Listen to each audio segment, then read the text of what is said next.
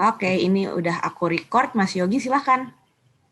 Oke, Mas Bisma, sebelumnya selamat dulu nih untuk pemutaran film Sobat Ambiarnya nih, kan dapat respon positif nih sejauh ini kan dari penonton dan netizen gitu. Itu perasaannya gimana sih kalau dari Mas Bisma sendiri?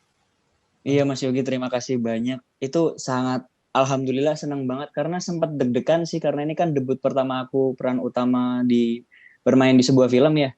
Dan itu deg-degannya minta ampun, apalagi kemarin kita dapat kabar duka kalau almarhum Pak Didi meninggal dunia. Jadi deg-degannya makin makin deg-degan banget, dan alhamdulillahnya respon dari Sobat Ambiar dan penonton penonton film Sobat Ambiar itu sangat positif sih sejauh ini. Saya sangat senangnya di situ. Itu waktu kamu main di film itu udah ngerasa memberikan penampilan terbaik, atau ada yang kurang nih, harusnya masih bisa nih kayak totalitas atau gimana gitu? Kalau aku ngerasa sebagai pemain, sebagai aktor itu pasti selalu merasa begini, harusnya aku bisa begini, tapi alhamdulillah sejauh ini merasa maksimal, sangat maksimal. Aku berusaha selalu maksimal dalam performa, tapi kalau kayak Mas Yogi bilang tadi ada yang kurang, pasti kita sebagai manusia ada rasa-rasa ada yang kurang gitu kan. Tapi ya dengan respon yang positif seperti itu, kekurangan itu buat pembelajaran aku sebagai aktor ke depannya. Kalau dapat film bisa memperbaiki aktingku sih. Oh, itu waktu, kalau boleh flashback lagi, waktu ditawarin Sobat Ambiar pertama kali itu proses castingnya gimana, itu ceritanya waktu itu gimana tuh? Jadi sebelumnya aku itu mau cerita Mas Yogi. Kalau aku itu sebenarnya fans dari almarhum Pak Didi Kempot. Jadi aku itu bisa dibilang Kempoters juga, terus Sobat Ambiar juga. Jadi waktu aku dapet dikirimin ceritanya itu, ini menceritakan itu apa judulnya kalau nggak salah, bukan Sobat Ambiar, pokoknya tentang Didi Kempot gitu. Aku nggak pikir panjang, aku langsung ngomong sama manajerku, aku mau casting. Nah waktu dapat kesempatan untuk casting itu, ternyata aku casting untuk peran utama. Jadi semaksimal mungkin dapat skenario langsung baca di lokasi casting, karena itu skenarionya di lokasi, nggak dapat bocoran sebelumnya. Jadi baca, dan alhamdulillah casting. Terus saat yang paling deg-degan itu nunggu kabarnya itu, aku udah wah ya Allah, udah beberapa minggu nggak dikabarin. Tapi akhirnya dapat respon positif untuk ketemu langsung sama salah satu sutradaranya, Pak Bagus. Waktu itu ngobrol, cerita-cerita, curhat-curhat. Ternyata nggak di casting ulang, cuman curhat-curhat aja, tanya bla bla bla bla bla, sampai tahap menunggu yang kedua ini. Terus menunggu lagi, dan alhamdulillah ke lock untuk peran Jatmiko dan ditemukan sama cast-cast yang lainnya sih Mas Yogi. Itu tahun berapa tuh Mas? Halo? Itu awal tahun kemarin, tahun 2020. Januarian. Iya. Karena syutingnya kan tahun kemarin sebenarnya, karena pandemi ini baru tayang tahun ini makanya. Waktu casting apa yang diminta Mas sutradara waktu itu untuk peran utama ini? Apakah harus bisa nyanyi lagu Didi Kempot atau gimana? Waktu casting sih sebenarnya nggak ada permintaan khusus ya waktu castingnya. Tapi waktu ketemu sama Pak Bagus sutradaranya itu, saya nggak diminta sesuatu, cuman cerita-cerita aja. Kamu tahu lagunya almarhum Pak Didi ya? Saya cerita ke Pak Bagus kalau saya memang salah satu Sobat Ambiar, dan saya malah bisa menyanyikan lagu-lagu almarhum Pak Didi. Jadi dari situ sih. Permintaannya baru diceritain. Jadi Kempot ya, kebetulan juga kamu ngefans ya, jadi kayak iya, gampang aja. Dan ada beberapa lainnya, cuman setahun lalu Mas, rada lupa juga. Tapi untuk cast lain yang untuk peran utama ini, apakah emang kamu doang atau sebelumnya tuh ada beberapa calon atau kandidat gitu? Dengar-dengar sih ada banyak Mas, cuman aku tahu beberapa, cuman aku nggak tahu persisnya siapa. Tapi diceritain itu ada beberapa nominasi untuk peran Jatmiko ini. Tapi ya alhamdulillah jatuh kesempatannya ke saya. Menurut kamu sendiri, apa sih yang membuat kamu layak mendapatkan peran ini peran Jatmiko di film Sobat Ambiar itu? Yang menurut saya, yang menurut aku Selain layak kamu ya tuh kan karena kamu fans banget di Kumpul, jadi kamu kayak berusaha menampilkan. ya itu salah satunya karena apa namanya aku salah satu bisa memahami lah yang harus dimainkan oleh saya untuk memerankan si Jatmiko itu karena butuh menurutku ya kayak apa harus paham dulu Ya, apa itu sobat ambiarnya dan itu kan butuh waktu jadi karena aku juga udah tahu jadi ya gimana ya ya alhamdulillah saya yang dapat gimana gitu ya. Untuk apa persiapannya sendiri saat syuting dengan kawan main siapa, Nadira ya? Denira Denira. Ya, Wirabun. Denira. Ya, itu gimana tuh? Persiapannya karena kita itu persiapan itu kalau nggak salah reading kita dikasih waktu 5 hari kalau nggak salah aku lupa udah setahun lalu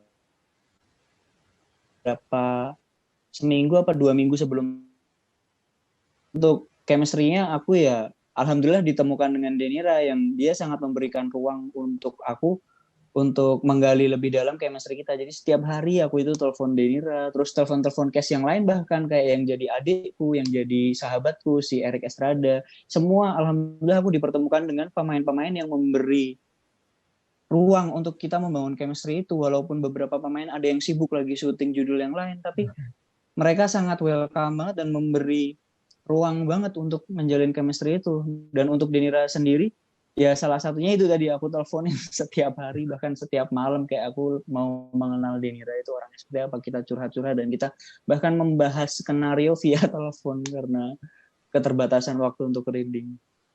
Kalau dari sutradara sendiri minta kamu di peran ini itu kayak gimana? Maksudnya ada permintaan khusus atau tuntutan khusus untuk peran Jatmiko? Sebatas itu sih mas maksudnya memberi kita sebagai aktor kan skenario ya. Ya. Nah Pak Charles dan Pak Bagus itu memberi kebebasan juga untuk saya berekspresi dan menunjukkan rasa. Jadi kayak saya tuh sebagai aktor sangat diberi kebebasan banget lah untuk berekspresi dan Pak Bagus dan Pak Charles juga menjelaskan karakter Jatmiko itu sangat jelas. Jadi wah saya jujur sangat merasa beruntung satu proyek sama Pak Bagus dan Pak Charles karena enggak memberi batasan-batasan gitu loh Mas Yogi. Ya. Terus untuk apa ya ada adegan yang paling diingat nggak berkesan di film Sobat Ambiar ini? Karena ini film pertama saya, debut pertama untuk peran utama, semua adegan menurutku sangat berkesan. Tapi kalau satu yang paling berkesan ya pasti yang ketemu sama almarhum Pak Deddy Kempot karena beliau adalah idola saya. Ya sebelumnya itu juga udah nonton tuh ada beberapa scene ya yang di filmnya itu ketemu langsung di panggung ya. Iya itu waktu scene itu kebayang dong Mas Yogi, saya itu orangnya panik kan ketemu idola saya, terus saya harus berakting dan itu kita nggak ada reading sama almarhum Pak D. Jadi pertama kali ketemu aku, wah komplit dah rasanya nano-nano kayak manis asam asin.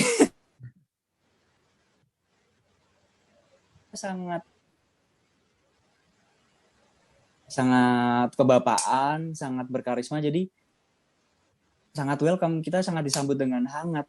Itu sih yang saya kangen, yang saya rindu dari almarhum Pak Deddy. Itu yang sama almarhum Didi Kempot berapa lama syutingnya, berapa hari gitu atau singkat? Kalau enggak salah ya Mas, itu hari ya. dua dari total 12 hari syuting tuh 2 hari yang syuting sama almarhum Pak Deddy Kempot. Kalau nggak salah, soalnya aku rada lupa juga. 2 hari itu yang di panggung itu ya, yang banyak setnya itu yang di panggung ya.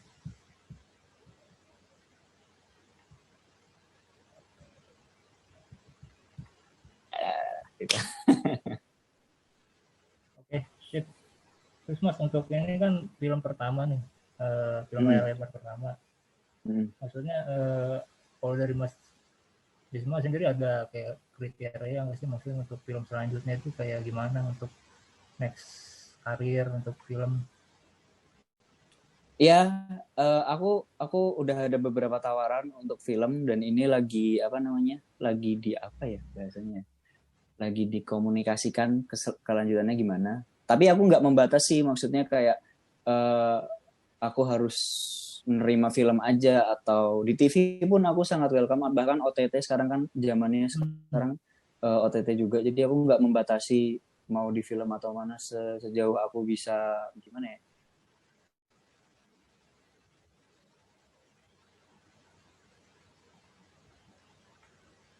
Menjadi aktor yang lebih baik. Kak Bisma, sorry, sinyalnya hilang nih. Halo, Mas Bisma. Wah, hilang ya. Nge-freeze. Iya, nge-freeze sebentar. Sebentar ya. Oke.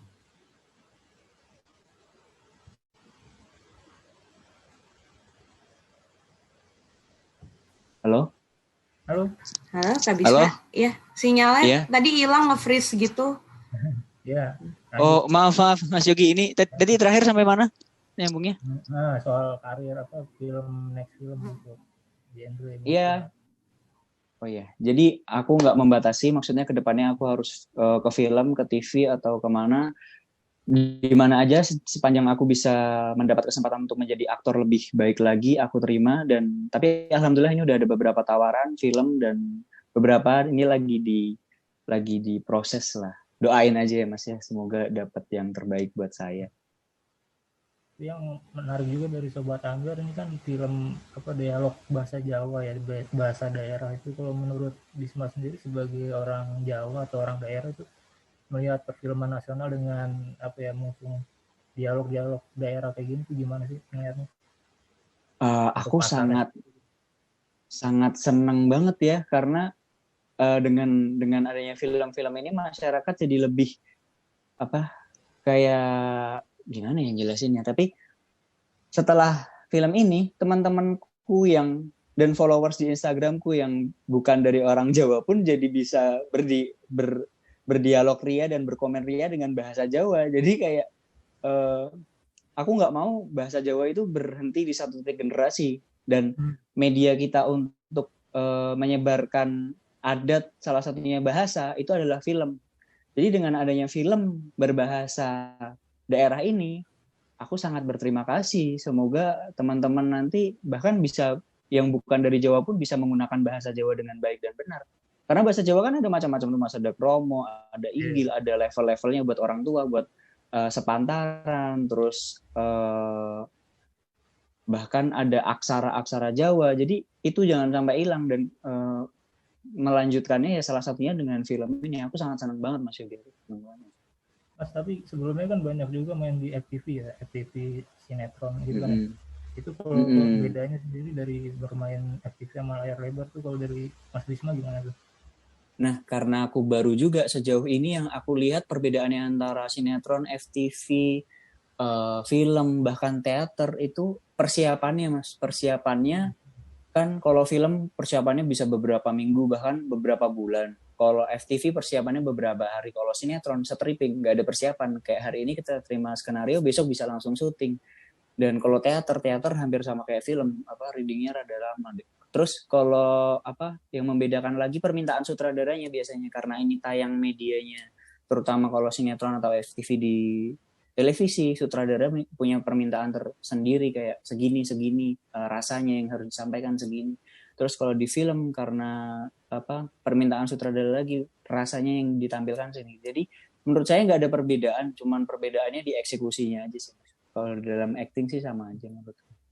Mas, tapi kalau misalnya dari karir di dunia sinetron itu sejak kapan sih Mas mulai pertama kali syuting gitu, dari kapan, tahun berapa gitu? Kalau nggak salah itu mulainya 3 tahun lalu. Itu aku awalnya ekstras dialog Mas. Jadi kalau di skenario itu namanya remaja 1. Jadi aku jadi ekstras cuma satu scene doang, dan itu aku ngomong gemeternya minta ampun. Kalau nggak salah itu sama siapa ya? Ada salah satu artis sudah terkenal, bahkan kemarin aku sempat satu judul sama dia, sama-sama peran utama. Jadi kayak prosesnya tuh kerasa banget. Dan itu waktu dulu bahkan aku tuh mengucapkan 2 dialog aja gemeternya minta ampun karena itu pertama kali. Dan sekarang alhamdulillah semakin lebih baik lagi karena belajar dengan proses sih, karena aku otodidak juga sih Mas, nggak belajar yang nggak basic seni peran atau kuliah gitu kan? Nggak ada, cuman baca literasi apa buku gitu apa. Terus tapi SMP aku pernah ikut apa kayak teater gitu, tapi cuman beberapa kali. Jadi cuman itu doang itu. Itu berarti ya? Umur berapa tuh Mas untuk pertama kali terjun di ini? Kalau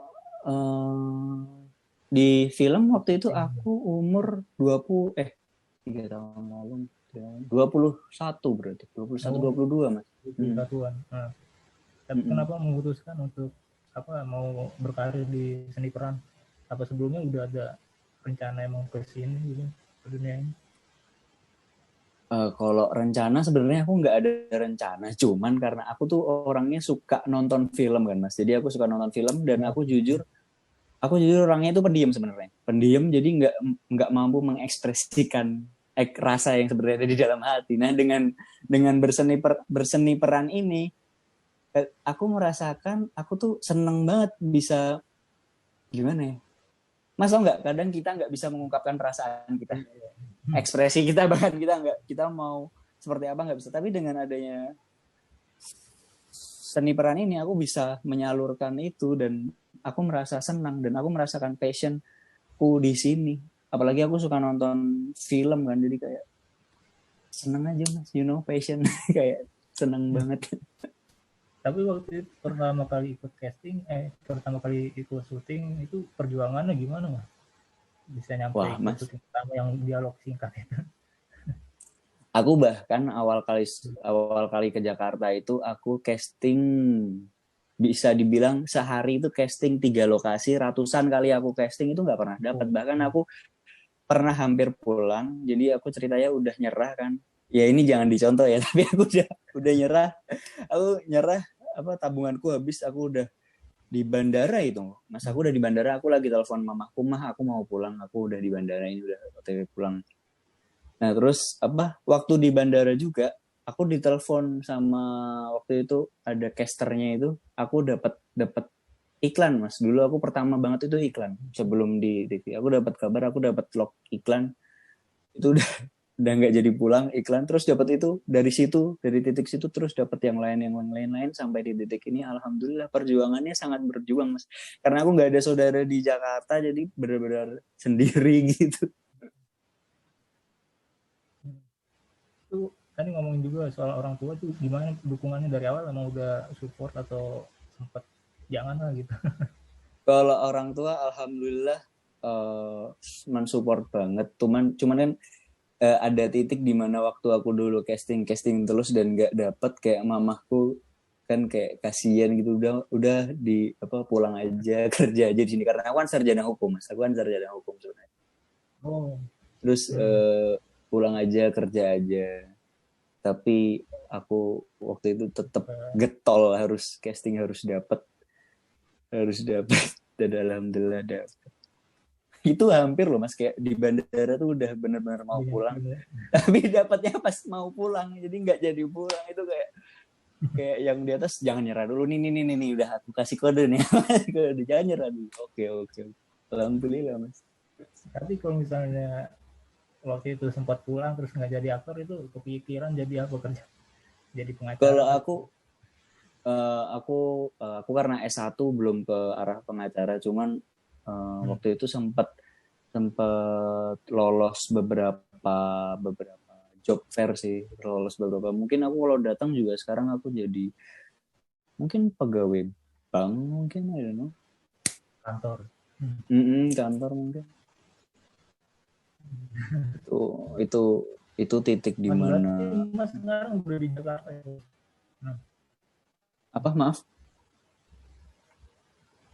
Maaf, putus. Tapi sekarang udah fokus di Jakarta ya, udah fokus di Jakarta. Oh iya, aku fokus di Jakarta, cuman kadang kalau ya Aku fokus tinggal di Jakarta untuk karir, cuman kadang kalau kangen ya pulang ke Semarang doang. Kayak aku kan asli Semarang, aku kangen orang tua karena aku anak tunggal juga, jadi mama papa punya anak cuma satu, jadi sekarang rajin pulang gitu lah. Terus tapi fokusnya tetap di Jakarta dan belajar lebih baik lagi untuk jadi aktor yang lebih baik lagi. Karena aktor-aktor di Indonesia saya lihat juga keren-keren, kayak kita nonton mereka juga dapat ilmu-ilmu baru. Iya. Ngomongin aktor tadi yang jadi role model atau inspirasi dalam berakting itu siapa di Indonesia atau luar negeri? Kalau di Indonesia banyak banget mas, semua aktor bahkan yang sepantaranku banyak yang keren-keren buat role model untuk menjadi aktor yang lebih baik lagi. Salah satunya mungkin Mas Reza Rahardian, Mas Abimana Arya, Mas banyak banget. Hampir semua aku sebutin semua karena semua aktor Indonesia bagus-bagus dan keren-keren. Ya, berarti untuk tadi untuk peran nggak ada kalau peran nggak ada pilih-pilih maksudnya gitu ya. Mungkin ada yang diinginkan, mungkin ada impian karakter apa gitu. Kalau untuk di film aku malah pengen kayak peran komedi, terus kayak Mas Yugi udah nonton My Stupid Boss? Udah. Dan ya itu kan seru ya, kayak memainkan peran yang kayak gitu. Aku pengen yang kayak gitu. Terus tentang apa ya? Banyak lah mas, pokoknya yang beda-beda. Aku selalu ingin tantangan baru, peran-peran yang baru yang menantang. Semoga dapat. Tapi ya semoga dapat. Amin. Mas ngomongin soal anak perantau ini, sebagai anak perantau juga kan, untuk berkarir di ibu kota Jakarta gitu, mungkin ada kayak tipsnya mungkin buat yang sedang merintis gitu?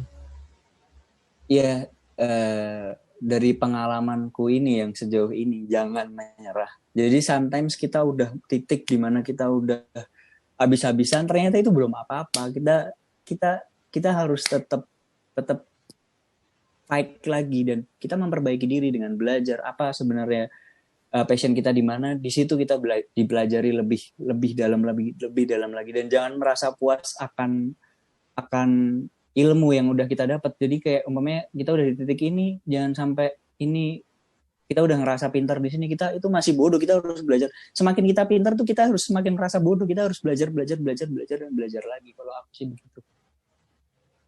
Dan jangan nyerah. Tapi untuk kayak Mas Bisma sendiri akan mempertahankan karakter dengan di film Sobat Amber kan kental banget dengan Jawanya gitu. Untuk kedepannya gimana mas? Maksudnya karakter Mas Bisma kan udah dapat banget nih terus Jawanya gitu, logat Jawa gitu segala macam. Apakah itu akan dipertahankan untuk karir ke depan atau fleksibel? Fleksibel, tapi kalau untuk bahasa Jawa dipertahankan pasti bertahankan karena itu bahasa daerah aku, dan aku bangga dengan itu. Aku harus mempertahankan itu. Tapi fleksibel banget kalau Soma. Bahkan di sebelumnya aku belum pernah dapat peran Jawa, kayak aku sinetron, bahkan FTV aku bahkan Sunda semua aku makanya itu aku dapat Sobat Ambiar, aku jadi orang Jawa. Aku sangat senang banget karena aku membawa bahasa daerahku. Tapi aku sangat fleksibel mas, enggak membatasi harus bahasa Jawa, enggak lah. Gitu. Ini ngomongin pandemi kan sekarang, bawa pengaruh nggak sih untuk karir kamu dalam syuting atau persiapan segala macam itu? Gimana tuh selama setahun ke belakang? Ngefek mas, pasti. Waktu itu sempat udah dapat beberapa project itu cancel gara-gara pandemi. Tapi ya kalau kata papaku, nanti rezeki pasti ada, jadi ikhlas aja, lillahi ta'ala. Jadi ya kita survive mas, apalagi di Jakarta. Apalagi dengan passion di dunia seni peran ini, ya kalem aja. Tapi alhamdulillah ini udah ada beberapa tawaran lagi, alhamdulillah mas. Jadi ngefek sih pasti, cuman jangan dibikin pusing aja. Buat teman-teman di rumah juga, pamannya ngefek ke karir, jangan dibikin pusing. Memang ya kita survive, kita belajar hidup lebih hemat lagi mungkin, atau lebih higienis lagi dan lain-lain gitu mas Yogi. Ini udah mulai ada syuting lagi ya selama pandemi kemarin? Kemarin sempat beberapa project waktu pandemi, tapi dengan menjalankan protokol ya tentu ya, protokolnya sangat ketat banget, kita kayak tes ini itu terus pakai masker dan jaga jarak, dan alhamdulillah bisa diterapkan. Jadi mungkin kedepannya lebih fleksibel lagi. Ada kekhawatiran nggak sih sebagai aktor untuk syuting di masa pandemi, ada kekhawatiran nggak? Awalnya sempet ya Mas, kayak kekhawatiran, waduh gimana nih, karena kalau yang kita kena, kita kan harus apa? Iya, syuting juga berhenti Mas. Makanya kan syuting langsung berhenti segala macam. Tapi teman-teman di perfilman juga sangat mendukung protokol kesehatan. Jadi kayak menjaga jarak, terus masker, semuanya sangat dijaga. Jadi alhamdulillah kekhawatiran itu nggak ada sekarang. Kalau dari kamu itu berarti menjaga protokolnya sendiri ya? Iya, itu sangat penting sih Mas. Ya kalau kita kena kan banyak kerjaan kita yang bakal keteteran. Mas, mungkin yang terakhir di 2021 ada target nggak sih untuk karir kan, film atau apa gitu? Target selalu ada, menjadi aktor yang lebih baik lagi, yang lebih bermanfaat lagi buat teman-teman semua juga. Semoga menginspirasi teman-teman juga, karena aku ngelihat teman-teman kadang kalau lagi casting ada beberapa temanku sendiri bahkan nyerah. Maksudnya jangan nyerah. Bahkan aku tuh dapat peran pun itu melalui ratusan casting yang tidak dapat. Jadi memang kita harus mencoba lagi, tapi dengan catatan kita harus belajar. Jadi kalau kita ada kekurangan di titik ini, kita harus memperbaiki titik itu. Kalau aku sih saranku itu, dan harapanku ya menjadi aktor yang lebih baik lagi, menjadi orang yang lebih baik lagi untuk teman-teman semuanya. Dan semoga bisa menginspirasi.